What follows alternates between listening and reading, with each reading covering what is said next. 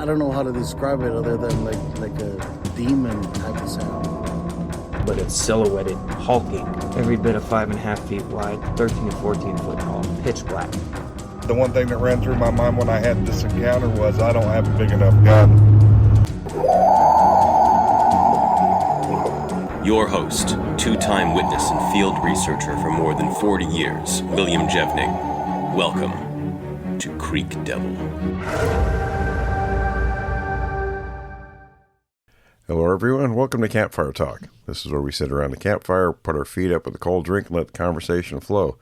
Tom, would you like to make an announcement before we get started? Yes, I would. I want to thank our new Patreon members. Welcome aboard. And some people have wondered where they can see their names. We, on YouTube, in the description, all the Patreon that we have, we give them a shout out in the description.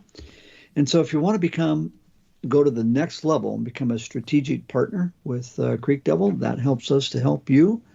You can do that. You just go to patreon.com/Creek Devil, or if you're watching the show on YouTube, in the description, there's a link. You click it and you just follow your nose. But all that aside, we want to hear from you. We'd like to hear your questions, your encounters. So send those to questions@creekdevil.com. But the comments, absolutely comment away on the show, and that helps us a bunch. Click the like and subscribe if we've done something good that you enjoy, and share it with friends. So that's a long-winded way of me handing the mic off to Will. You know, you made a good point, Tom, something we talked about on the last Q&A, and that was about the hair color of these creatures. And you know, I never really thought that much about it. I mean, I thought about different hair color because people always ask, but didn't really think about the differentiation, why, you know, Sasquatches have different, you know, there's a range, you know, black, brown, cinnamon brown, gray, white, you know, why there's that variation among these things, but not so much, let's say, among other primate species like chimps, gorillas, etc. You know, that's right. And that was something that was the obvious, you know, hiding in plain sight right there in front of us. Forrest brought that to our attention last week. And as the Brits would say, I was gobsmacked. I was like, you know, that's right. See, that's the one plus of having a qualified anthropologist on the panel, is because she spots things the rest of us wouldn't, or maybe not think about. The glute muscles, that was a biggie. You know, when you look at the Patterson film, it's got a big backside, and that's why it's able to stand upright like we do. Same with humans. But now the hair color thing also. The fact that they're a primate, and yet they're also at the same time their own species, to have the different hair colors they do, like we do, that makes me wonder how close their DNA actually is to ours. Well, you could back the train up on that too and say, well, okay, if these are a really old species, the other primates that existed that are extinct now, was that a common thing among primates in ancient times? And maybe humans and these creatures are the only ones that have that variation today. What do you think, Forrest? Well, strangely enough, in the wilds, when you're dealing with non-domesticated animals in the wild, they all seem to have commonality in color. You know, your lions are all certain colors. Yeah, you do have lucanism that shows up, and albinism and stuff, and but it's rare. You do have that periodically show up in primates, but it is rare. But it seems to be fairly common, and I don't know why I didn't think about it. It just occurred to me when I saw what I did here at the house, and I thought, well, that's weird. I haven't seen that color before here. Where did that come from? And it suddenly, I mean, like I said, I was sitting here watching true crime on TV, and then all of a sudden it just occurred to me, wait a minute, why does Bigfoot have a wide variety of colors, and you have that in humans, but you don't see that in other primates. So I'm not saying that I'm the Einstein of anthropologists, because I certainly am not. But you make good observations. Well, yeah, I made observations, but the thing is, I'm wondering, why hadn't anybody else thought about this before? But I don't know. Maybe somebody thought about it, but they never voiced the opinion. I don't know. But anyway, you know me. I like to talk. So, well, now there's a couple of things, though. I mean, number one, it must have had an advantage somewhere in their history of the species. Same with us. And secondly, I don't think a lot of people out there. It kind of highlights the lack of in-depth thinking on this topic. Not to have noticed it before. A lot of anthropologists don't want to get into it because they're afraid that it's going to damage their reputation. I mean, I guess I've just always been one of those that, frankly, Scarlett, I don't give a damn. But, it doesn't hurt my feelings to say what I think. And it's I've always been of the opinion, too bad if it hurts your feelings. But,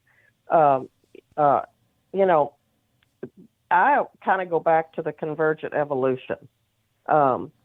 We are finding out now that apes and monkeys actually did show some evidence of bipedalism, maybe not complete bipedalism, but that they were evidently showing some evidence of it in the fossil record. So, it's been there. And so it's not hard to believe that Bigfoot as a great ape could actually develop in that manner. And, it's not unusual with the theory of convergent evolution that they may exhibit different types of hair coloration as well. So that's where I go back to. And then, like I always say, I could be totally wrong. And at some point in time when somebody, convinces me of otherwise, then I will say, hey, I was wrong.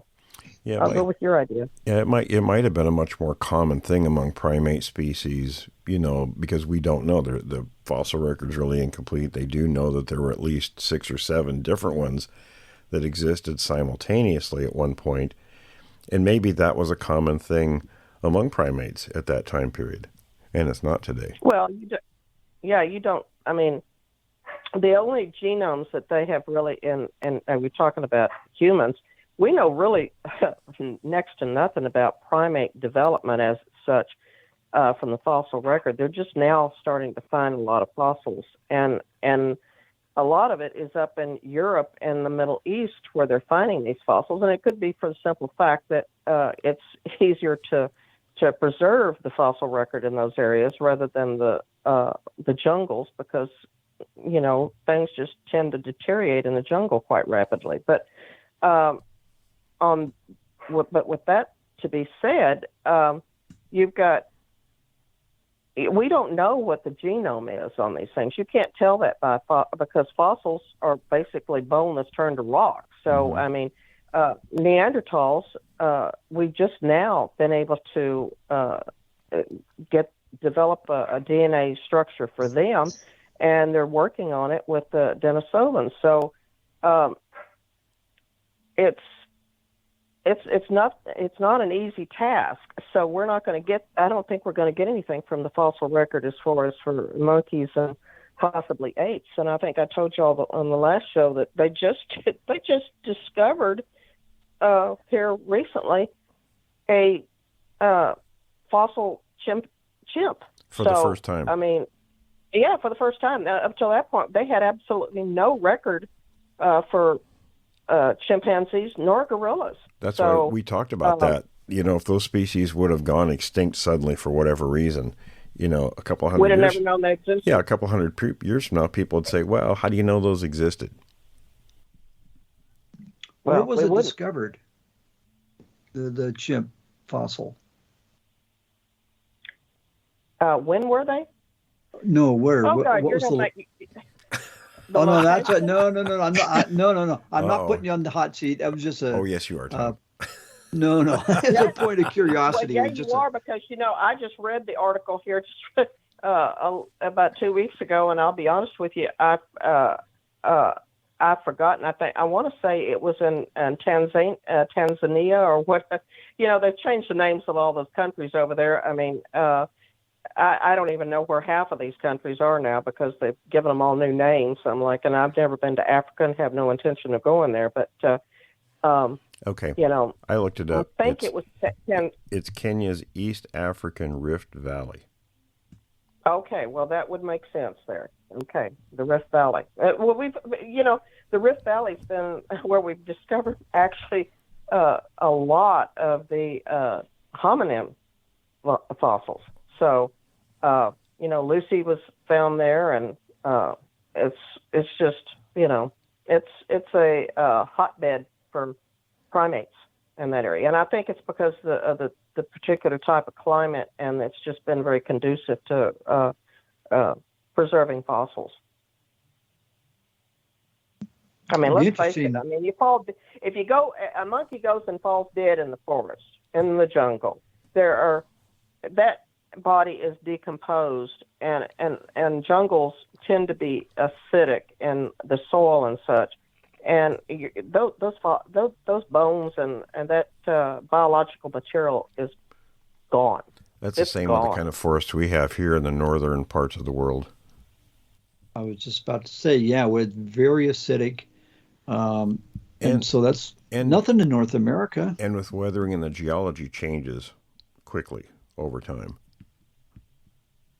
Well, yeah. Well, guess what, guys? Climates have been changing over time. So I know that we're kind of in that too many people in that frame of mind thinking that, oh my goodness, climate is changing. Guess what, folks? It's been doing it for eons of time. It didn't just start in the 20th century or the 19th century. So get over it. It's been changing for eons of time, and you could have rainforests at one point in time in one area, and that's how we kind of come up with some of the fossils, and then it changes to a very dry climate, and a lot of times that preserves the fossils better. So, Yeah, I guess you'd have to have something that died and was covered quickly and in just the right conditions at the right time period. Oh, yeah, they find that with dinosaurs all the time. It has to be covered fairly rapidly because, let's face it, if you got scavengers running around, they're going to see a dead dinosaur or a dead whatever, and they're going to go, oh, look, dinner's on. You know what? And especially if that dead dinosaur is a T-Rex, and they go, him. Never liked that thing in the first place. This is my chance to get even here. And hey, it tastes like chicken. Right? A big fat chicken. Did you guys see? I saw something not long ago. It's kind of off the topic of Bigfoot, but they were able to do studies tracing from chickens and connecting them to theropod dinosaurs, T-Rex, etc. That they're basically an offshoot of those species. Yeah. Well, look at crows. Us mammals are getting back. Right. That's right, getting back, eating all those dang chickens.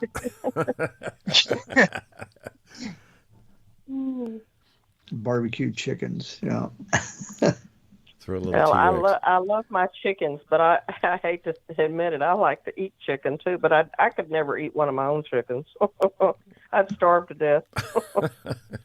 Well, look at some of the birds of not that long ago. There's the dodo. That was one of them. But there's another one. I'm trying to think of the name of it. It was a terror bird. Lived down in South America. Oh, in Australia. Yeah, and it was huge. It could run 70 miles an hour all day long. I think that's how it went. Didn't they say those died out like between 10 and 30,000 years ago? They're gone. Well, actually, I think I'm glad. I think they actually live longer than that because there seems to, if I remember correctly, I think that there was stories within some of the primitive people down there that that were created, and they sounded a lot like that particular type of bird. I mean, I wouldn't let that thing I mean, they were huge and they were vicious looking, and I wouldn't want that thing running me down. Well, when you look at the way birds eat, you can imagine something that big would be, kind of the same behavior. Oh, yeah. No thanks. Mm. I don't want my chicken that aggressive. Well, I think these things could actually run down horses, and then sure. one snap, they would snap their neck with their beak.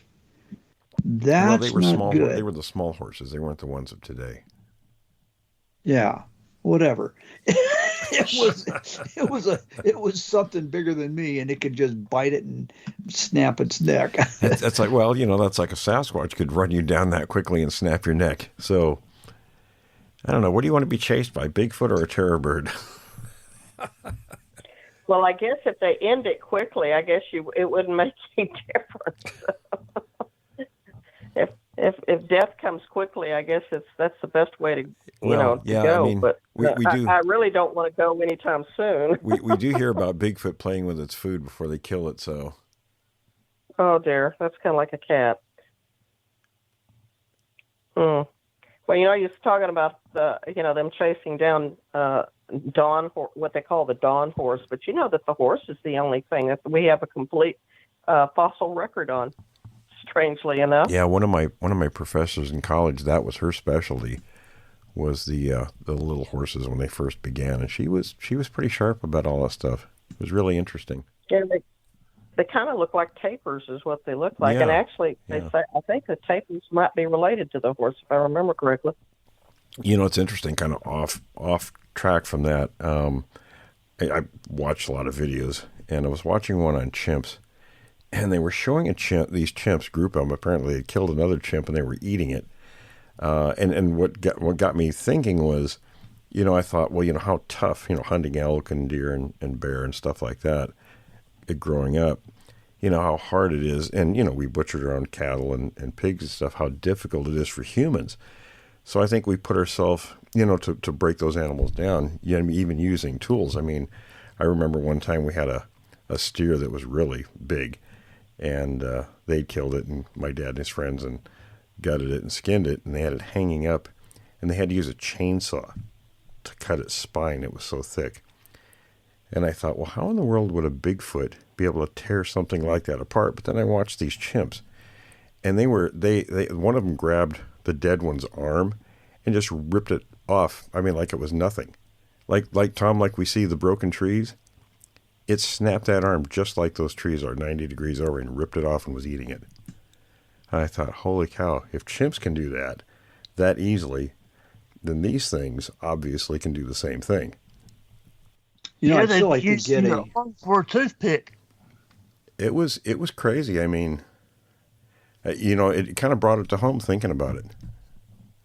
I would like to do a call out to any mechanical engineers out there on the breaking strength of a typical Doug fir, or it could be a hardwood, like a oak tree, 3 to 4 inches in diameter. What's the breaking strength of that? How much effort is required to snap it over like that? It's because if you grab a dry broomstick and try to snap it over, good luck with that.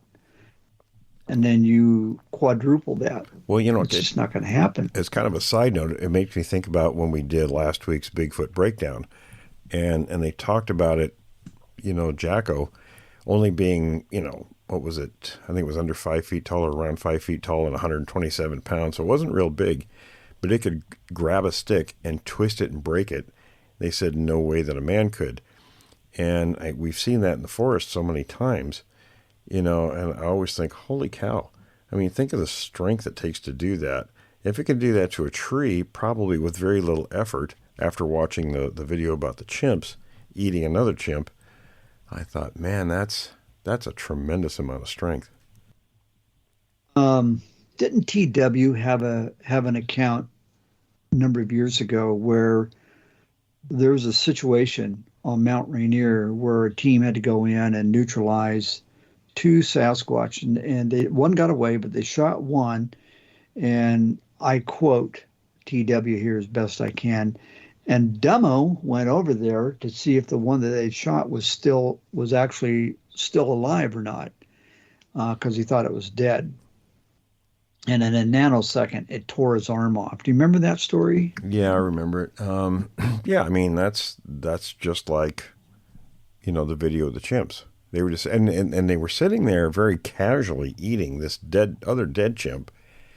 And like I said, when it was sitting down, it just grabbed the arm, the forearm, I believe it was, and just twisted it over really quick and ripped it right off. I thought, holy cow. I mean, when you think about the muscle and tendons and everything and the bone itself, that's pretty tough material, especially with chimps because they're extremely strong and always using those muscles. And to be able to do it with that little, at least apparent effort, was pretty amazing. Yeah, that connective tissue is very, very strong. So we see it with these creatures doing it to trees. We get people who have seen the creatures killing animals. You remember that we had I think, was the guy in Texas, they got surrounded, they were deer hunting, and then a group of creatures came up, and they were killing all these deer, or they weren't killing them, they were hobbling them by breaking their forelegs. And then they came back after and collected them up. Yeah, he was a 15-year-old kid. They had a pond some ways away from in the backyard, and he would go out there in the evening and fish. And that's where he saw that. And this thing would come up and it would just snap the legs of the deer. And it would be screaming in pain and terror. And then it would run off and do the next one. And, I think the next one. Yeah. Boy, oh boy. Well, look at the reports that we've had with the wild hogs with their heads being ripped off. I mean, that takes a lot of strength to do something like that. Yeah, we've actually got a picture that Joe and Walter took in East Texas of one. Well, they didn't see the creature kill it, but they found this, and it was a big hog with the head completely gone. And it was dismembered without tools. Yeah, I mean it was the head was removed. And if anyone's out there ever tried to or worked around butchering hogs, that's tough. You got to cut that off. It's not something you just snap off. And they don't just sit there and patiently wait for you to rip their head off. No. They're pretty vicious.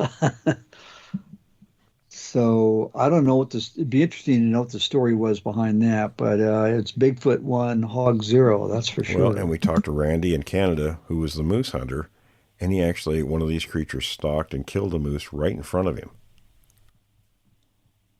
Yep.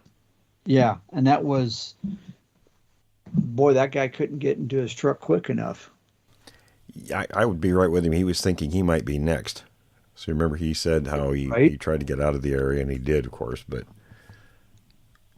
pretty scary stuff if you think about it. Yeah, and you don't want that truck to have a situation like you guys did where you're sitting there trying to get the keys in, trying to get it started. I was thinking about that the other day with me and John and his brother Jeff. That was so funny. We think it's funny now because we survived it, but it was funny. Right. At the time, it wasn't so funny. It just reminded me of that scene of the movie Poltergeist, where they were trying to escape the house. And they were fumbling with the keys, and everybody was in terror. That was us. I'm sure it's probably where they got the idea for that scene in the movie. Well, I think that's why, when the two times that we've gone up to that area up here in Oregon, we combat park, because it's a dead end. It goes up about a mile, and then it just turns into a trailhead turnaround. So we park the exit way. Well, you if have you to need think to, that way. you can leave quickly. Yeah, I've learned that the hard way over the years. If you don't plan your escape and a quick escape, you might not escape. So, you want to think about how you're going to get out of a bad situation should it arise. Well, I think Wynn, he's not with us anymore, but Wynn on the Flathead Reservation had a situation like that where he was like, he's on his radio, he's on his phone, come get me now.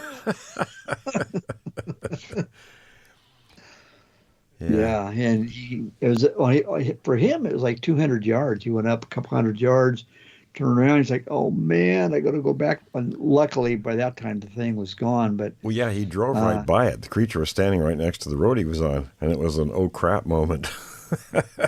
Yeah, yeah. I remember he called me right after that happened, or maybe as it was happening. I said, I think you need to get out of there quickly. You might be going into a trap. Right, right. And I think we've avoided traps a minimum of 2 times. There may have been I think there was a third time Right. where we left in the nick of time. Well, it's one of those things, when in doubt, get out.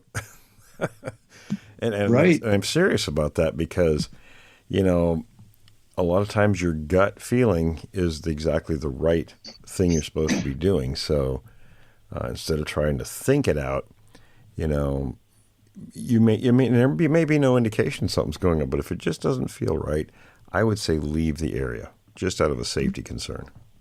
Totally. Because by the time you realize this is a bad situation, it could be too late. Yep, exactly. I think that's the sixth sense that kicks in with us, just like my event that I had down there at the lake that night. I mean, I knew we were in trouble if we didn't get out of there.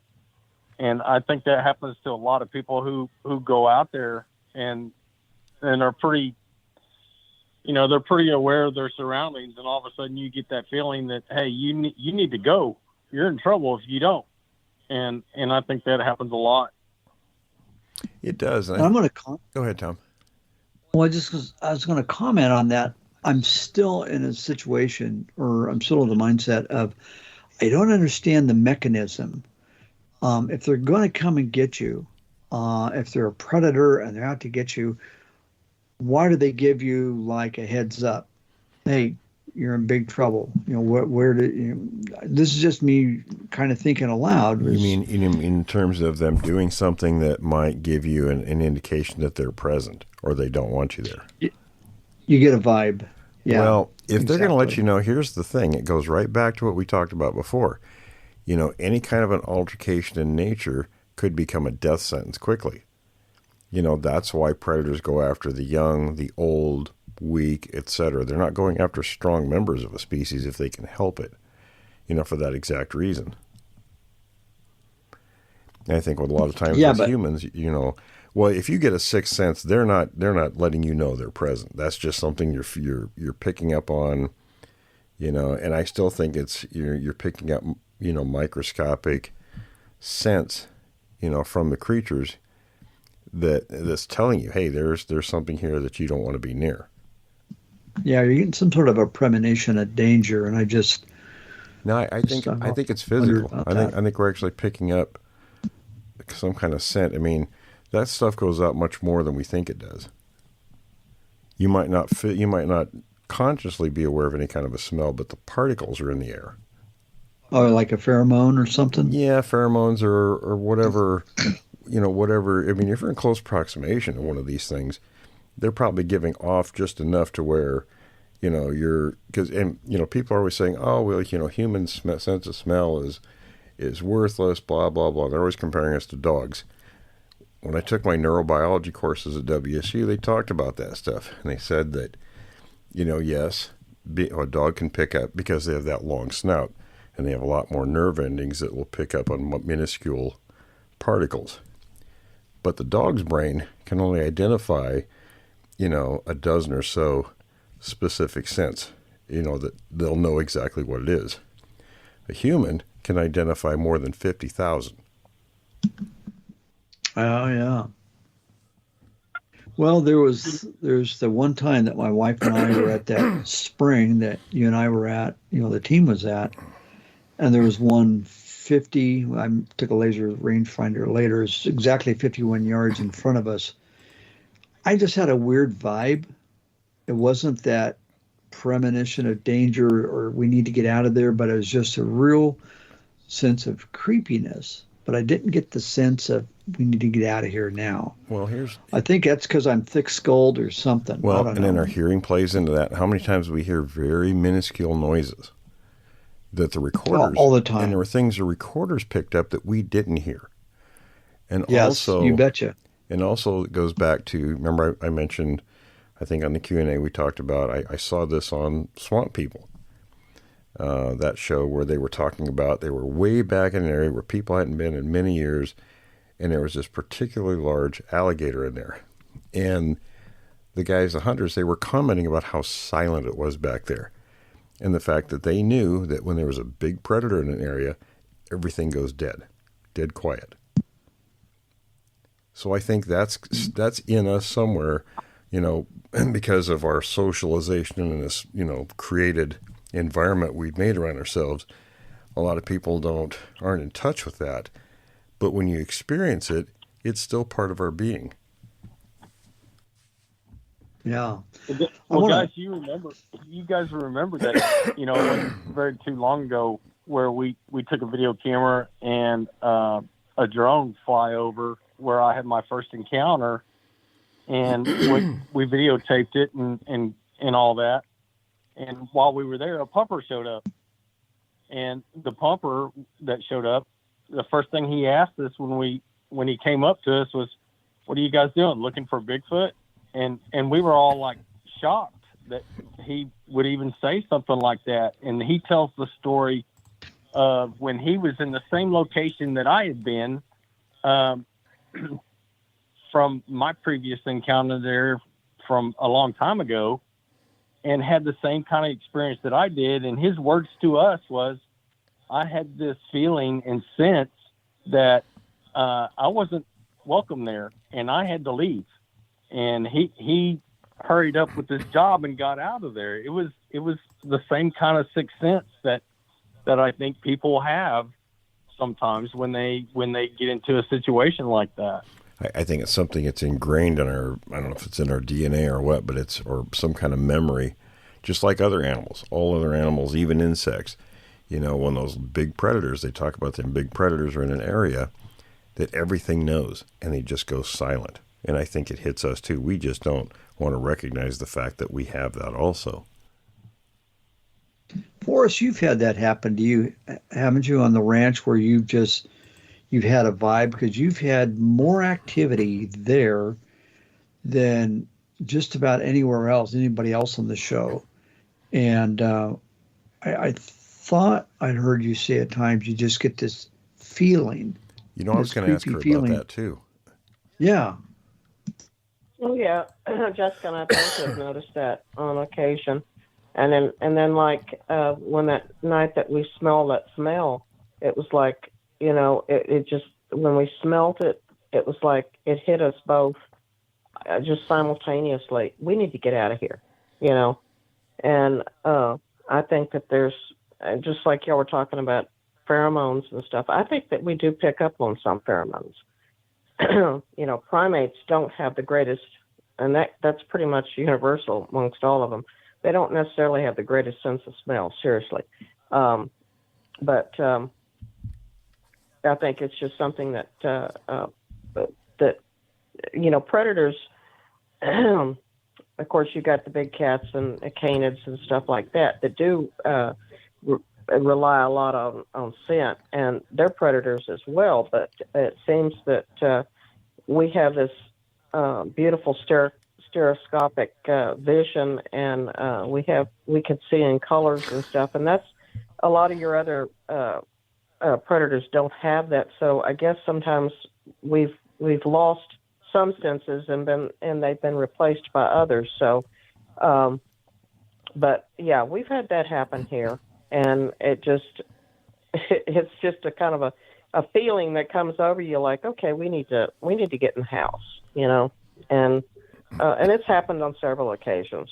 So, and we've gotten where both of us know, follow your instincts.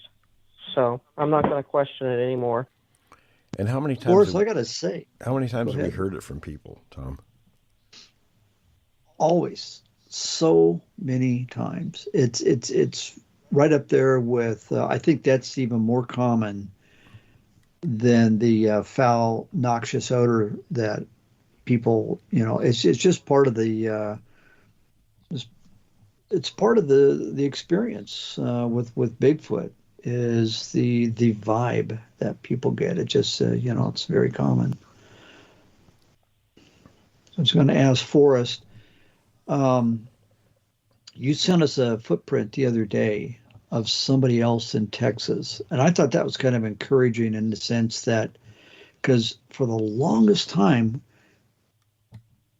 it's like you cannot be the only person in Texas who's having, or in your neck of the woods in Texas, who's having this problem. And lo and behold, somebody else. Now, I forgot to ask you, did they send you the picture, or how did you get that picture of that footprint?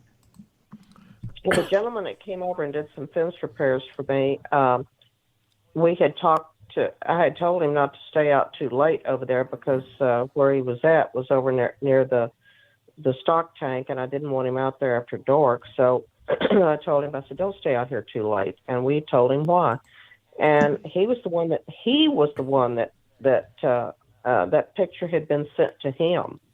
And it was by another guy that was doing fencing down in South Texas somewhere. I don't know the exact location, and I asked him if he knew, and he said he didn't. He said they didn't tell him, but that they had found that, and it I guess the gentlemen were Hispanic, and they were quite, it frightened them. It frightened them a lot.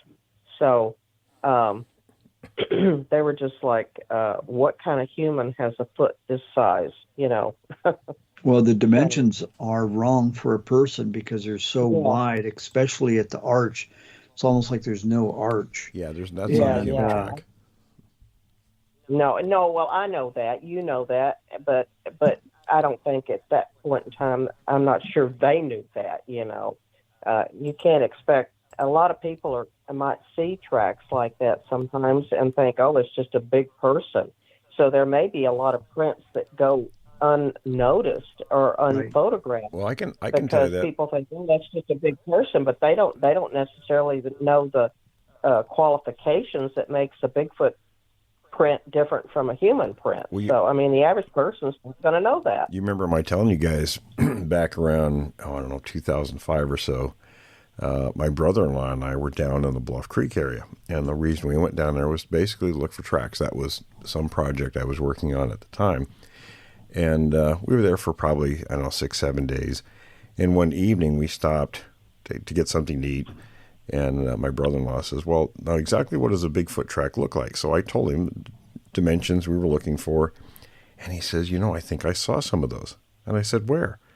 Well, near the Carbon River in the Puget Sound area of Washington State, they took out a lot of the railroad lines, the old ones, and they put walking and bicycling trails there. I think there's like 126 miles of them currently. But and I used to walk the one, and out near a place called South Prairie Creek that I learned to fish in as a small boy, he was riding his bike and he saw this. He assumed a father with a couple of kids. They were kind of playing in an area that was off the trail. It was kind of muddy and there was some water and stuff there. And he saw these footprints and he assumed it was the man's footprints. And I said, well, as soon as we get back, I want you to take me out there and show me. So we went there, and sure enough, these were 14-inch footprints. They were Sasquatch tracks. And I found more than 100 prints there. And he says, wow, that's pretty big. I guess that wasn't a man's track. But it would be easy to misidentify something like that, especially if you're not really interested in the topic. You give it a casual glance. And what your brain does is, whenever something comes in front of you, your brain's always answering whatever it is, making sense of the world, right? So they see something like that, 2 + 2 = human footprint. Okay, file that away, it's gone. Off to the next thing. Chuck, you ever have anybody mistake footprints that were Sasquatch for human tracks? I can't remember of anything like that. I do remember when, not long after I had my first sighting and encounter, I started going on to a river area that a friend of mine, her family had a big piece of land there, and I was allowed to go out there and kind of look through that area. And she told me a story of her dad and her were going out to check the cattle one day, and they they found her dad, or she saw this great big footprint at the gate where the gate was. And she asked her dad, "What is that?" And he went over and with his boot and put dirt all over it and said, "Oh, it's nothing." And I think her dad actually knew what it was when he saw it, but he just didn't want her to know what it was. Yeah, I think that happens more often than we know about. I know when we talked to Annabeth, who's not really all that far from Forest, initially, I don't think that she thought those were Bigfoot tracks. And when we looked at the film footage, because she went back for me and videoed the tracks, and looking at her footprints and the Bigfoot tracks, the assumption was it was a juvenile. So the initial thinking was, okay, it's in human range size, until Alan went there for us and he measured the tracks and did all the step stride calculations and all that stuff and counted the prints. And they were also 14-inch tracks, so they clearly were not human. And the shape and everything was wrong too.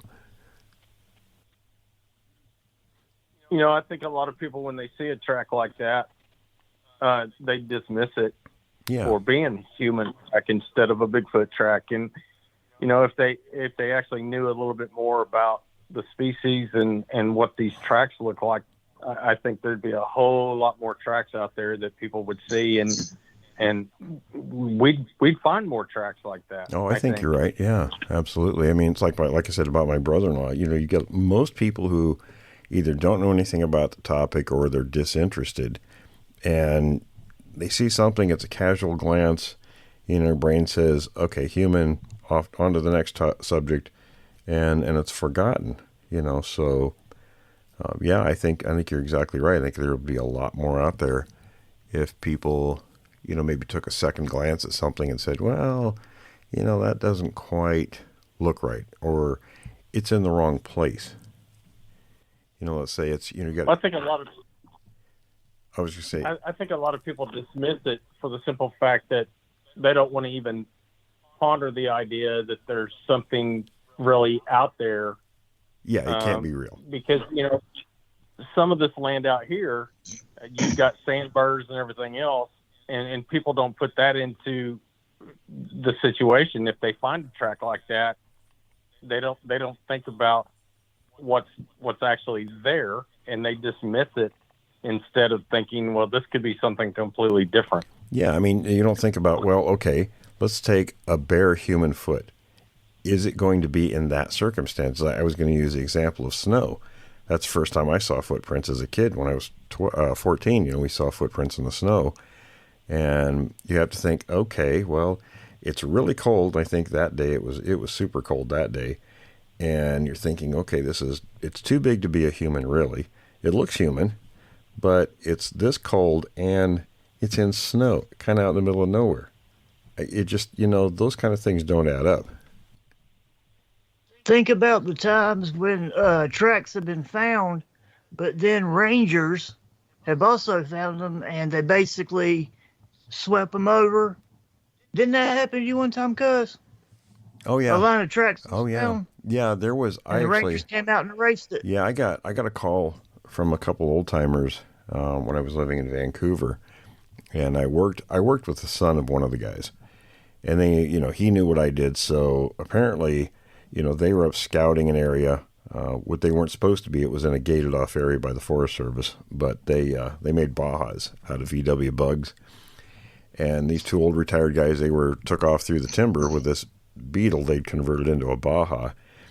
And it was great. That thing would go anywhere. And they got back into the system of roads back in there. And this was north of Goldendale, Washington. And that dirt on those roads was just like flour. It was so powdery, and it was probably an inch or two thick in most places. And they were driving down the road slowly, looking for deer tracks, and they found these. They were juvenile. They said they were maybe 4 or 5 inch long footprints, but they were clearly bipedal, and they knew that it wasn't a human up there, that it was probably a very, very young Bigfoot. So they found miles of these tracks. And on the way in, they talked to this young guy who was apparently a college student doing a summer job. They had a water truck up there, and I suppose in case, there was any kind of a fire. But he was thinning trees out and stuff like that. So they talked to him for a bit before going into there. So when they came back out, and this was interesting, there was a Forest Service truck there, a guy in uniform, and he said he was a Forest Service supervisor. And he chatted with the two guys, and then they told him about these footprints they found. And he says, oh, where are they? So they told him how to find them. And they said he took what looked like a very expensive-looking camera out of the back seat of his truck, and he said he was going to go take pictures. And he told him, he said, and they actually gave him a card. He said, if you want copies of the pictures I take, just give me a call in a couple weeks, and you can have pictures. So they went down and contacted me, and I took off from work, and they took me back up there. So we took the truck up there, and it's a fair drive. You're talking probably half hour, 45-minute drive one way.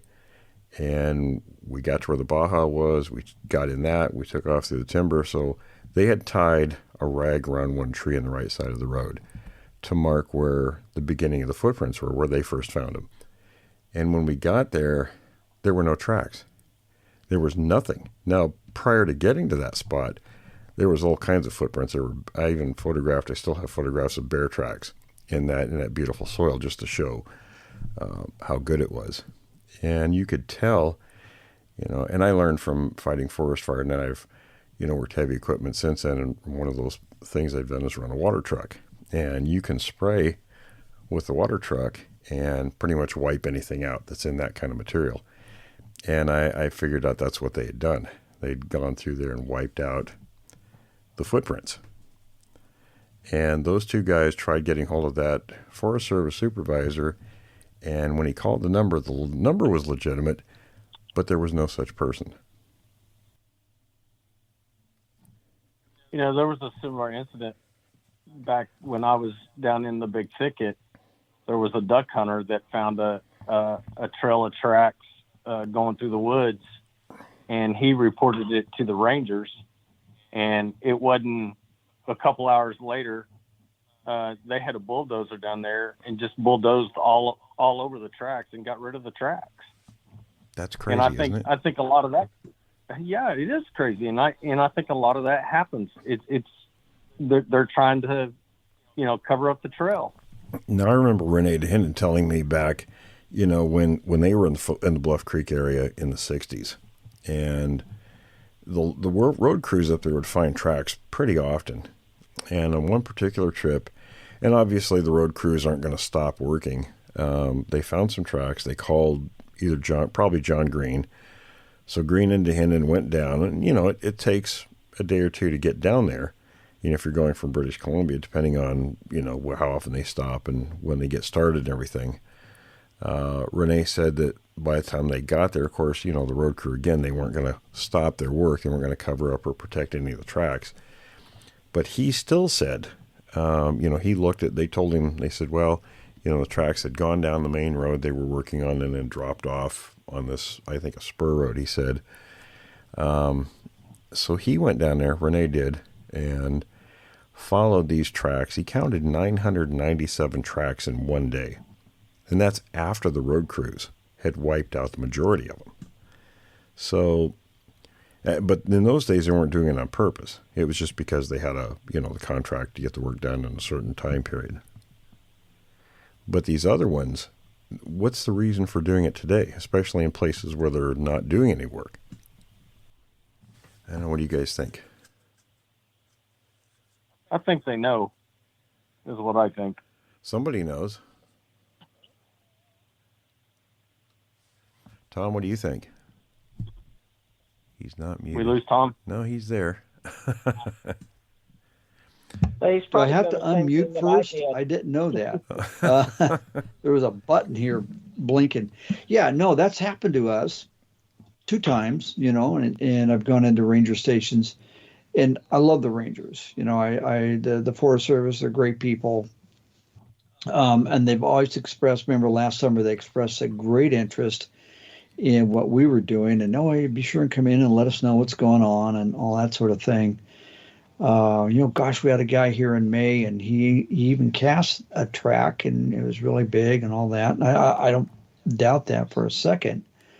But we had that incident where something clanged on the side of the excavator, and the next day, my brother went out there in just after dark 30, and the excavators were gone, and the ground had all been.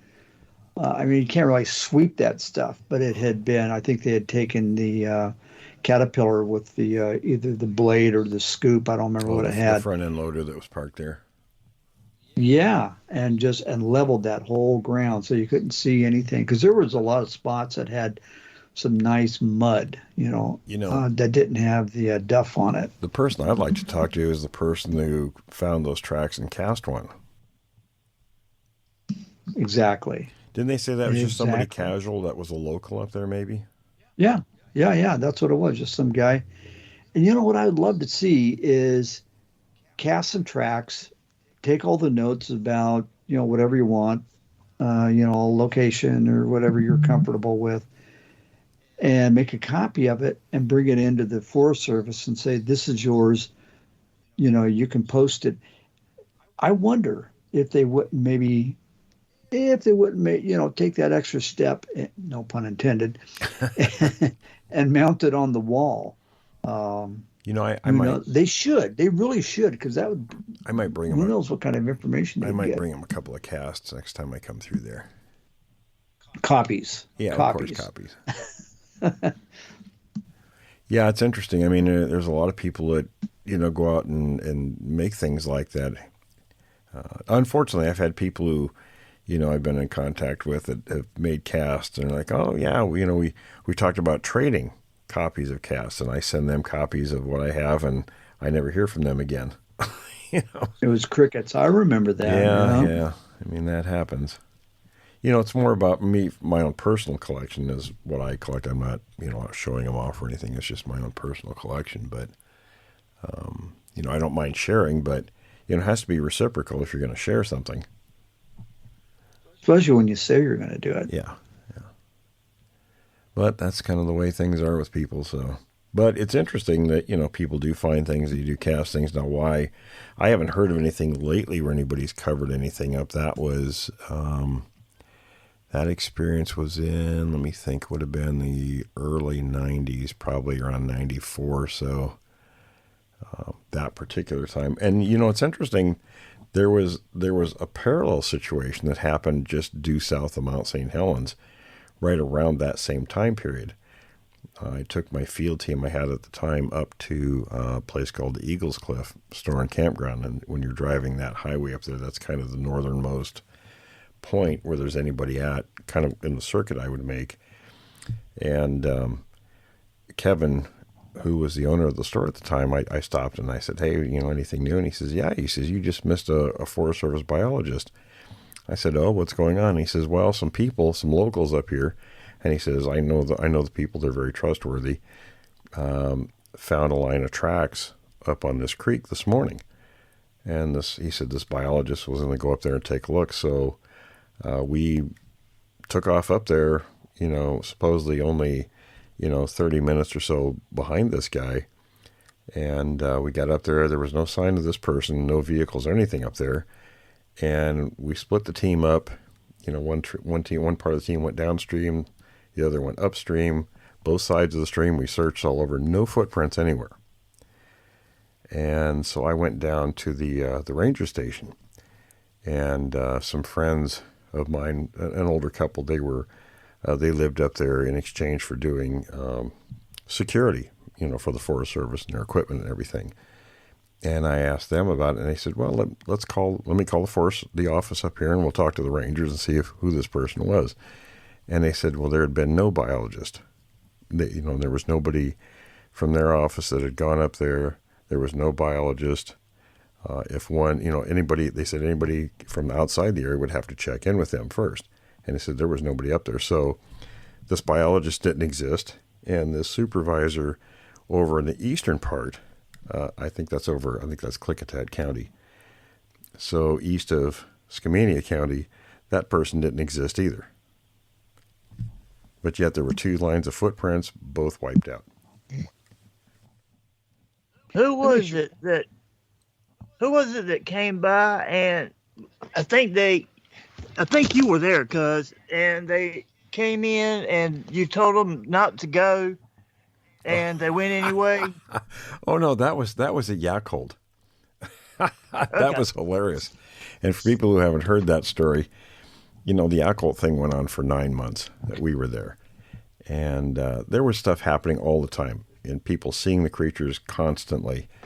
And, we found tracks, we heard things. There was just lots and lots of stuff that went on there. So one night, right around dusk, I met a couple of my members of my group there, and we were just going to stay out. We were out on the road in front of the Goldhammer home, and we were just going to monitor for a couple hours and see what was going to happen that night. And we seen this car coming up from the town of Yakult coming our direction. And I thought, oh, that's, somebody else who said they may come up. And it wasn't. It was this little blue Porsche. And this man and woman get out. And they had their little packs that they were putting on their backs. And they were going to head up the hill. And I told him, I said, I wouldn't do that if I were you. And the guy says, oh, I'm a biologist. I know what I'm doing. And over the fence they went, up the hill into the dark. And I looked at my friends, Don and Carol, and I said, well, they'll be back in about 20 minutes. And sure enough, just like clockwork, we stood around, we were listening and talking quietly. And when we see these flashlights that were bobbing furiously as these 2 were just tearing down from this uphill slope above us, coming down through the timber. And they just about killed themselves getting over the barbed wire fence. The guy threw his pack over, the woman, she got over and fell down, and then he gets in the Porsche and he fires it up. Her door is open. She's still halfway hanging out, and then he peels around really quick, and they take off. And my friend Don, he looks at me and he chuckles. He says, well, you call that one right on the money. So the creatures were coming down off that mountain in the evenings. We'd hear them every time. They'd usually be screaming and vocalizing and things, and these 2 went up there when they were coming down and apparently run into them and scared the heck out of them. And they never came back as far as I know. Yeah, it'd be interesting to interview those people and say, so, what did you guys run into up there? You're in a big hurry to leave. And apparently you soiled yourselves very quickly. Right. Well, we've only got a couple minutes left. Anything else, guys, you want to bring up? Well, the last thing, just something on my mind, was that so-called biologist for the Forest Service. How is it that they're going to have access to Forest Service vehicles, credentials, and all that kind of stuff, not check in with the office, or ostensibly not check in with the office, and they just drive? Who are these guys that they can just drive in, be very amicable, get the information, and then they have the authority to call in a truck to erase the prints? Well, with the water truck, I think the guy was in uniform. Everything apparently looked legitimate. The guy with the water truck was just a summer temporary employee. He probably just saw the guy, in uniform and badge and was told what to do. I'm sure he didn't. Oh, yeah, exactly. I just think it just sounds like he's the guy with the badge was very nonchalant. Oh, sure. And had the comfort and the authority to pull this off. And it's very interesting. Yeah, no, both those situations were very interesting. I haven't run across anything like that since, but yeah, it was very, very interesting. And it was interesting. It was right at the same time period. I don't recall if it may have been the same summer. I don't remember for sure, but it was pretty close. Well, does anyone have anything? We're just about out of time, folks. I'm just waiting for my stupid cough to go away. That's always a plus. Yep.